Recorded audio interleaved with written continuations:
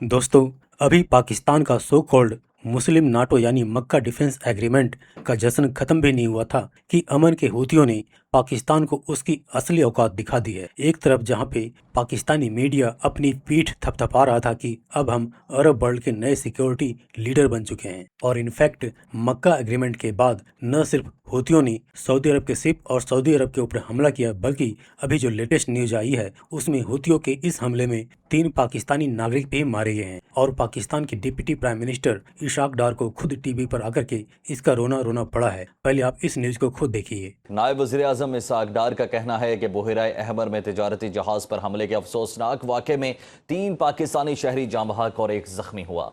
हमले में पाकिस्तानी शहरियों की मौत पर गहरी तशवीश है। एक्सपोस्ट में कहा कि पाकिस्तान गैर जंगी तिजारती जहाज पर हौसी हमले की शदीद मजम्मत करता है। आज बरोज मंगल इंतहाई तशवीशनाक डेवलपमेंट्स मौसूल हो रही हैं। पाकिस्तानी शहरियों की शहादत। यमन के हौसियों के मिसाइल हमले में पहली मर्तबा पाकिस्तानीज हिट हुए हैं। बाबुल मंदब में आग भड़क उठी है।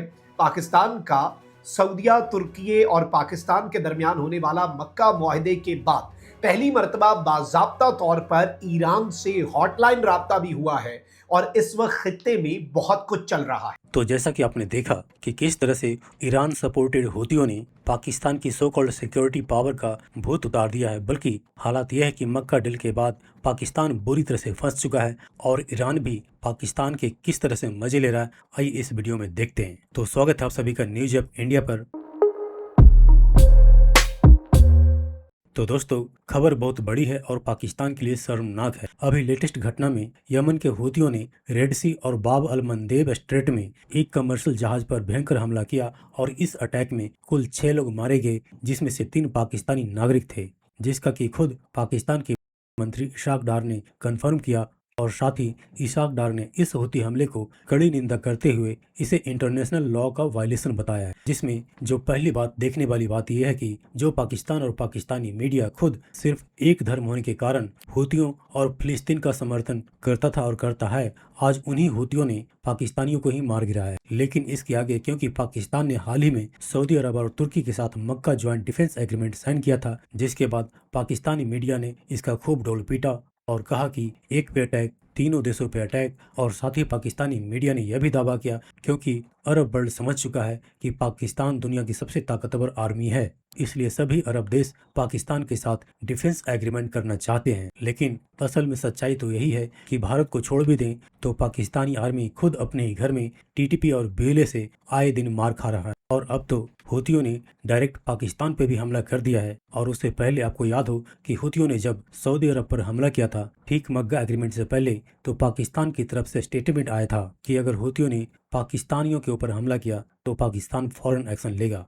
और उसके बाद फिर मक्का एग्रीमेंट हुआ और उस एग्रीमेंट होने के बाद भी हूतियों ने न सिर्फ सऊदी अरब के जहाज़ों के ऊपर बल्कि सऊदी के रिफाइनरी पर भी हमला किया। और अब जो लेटेस्ट हमला हुआ है उसमें खुद पाकिस्तान के 3 नागरिक मारे जा चुके हैं। यानी अकेले ईरान समर्थित हूतियों ने पाकिस्तान के दावे क्लेम को न सिर्फ हवा में उड़ाया, बल्कि पाकिस्तानी आर्मी की सो कॉल्ड सिक्योरिटी या पावर को चैलेंज कर पाकिस्तान को दुनिया के सामने शर्मसार भी किया है। और यहीं पर अब आती है बात ईरान की कि ईरान भी किस तरह से पाकिस्तान के साथ मजे ले रहा है, जिसमें ईरान के एक सेक्शन से यह कहा जा रहा है कि ईरान पाकिस्तान के इस मक्का डिफेंस एग्रीमेंट को वेलकम करता है और इसी के साथ ईरान का एक डेलीगेशन पाकिस्तान भी आता है बातचीत करने के लिए। लेकिन वहीं पर दूसरी तरफ ईरान का दूसरा सेक्शन और ईरान के द्वारा समर्थित बागी ग्रुप्स, जिनमें एक हूती भी हैं, वो सभी पाकिस्तान के द्वारा किए गए मक्का डील के बाद न सिर्फ सऊदी को हिट कर रहे हैं, बल्कि अब तो डायरेक्टली पाकिस्तान को भी हिट किया है। और यह हमला पाकिस्तान के लिए एक डायरेक्ट वार्निंग भी है। अब सवाल यह है कि क्या पाकिस्तानी फौज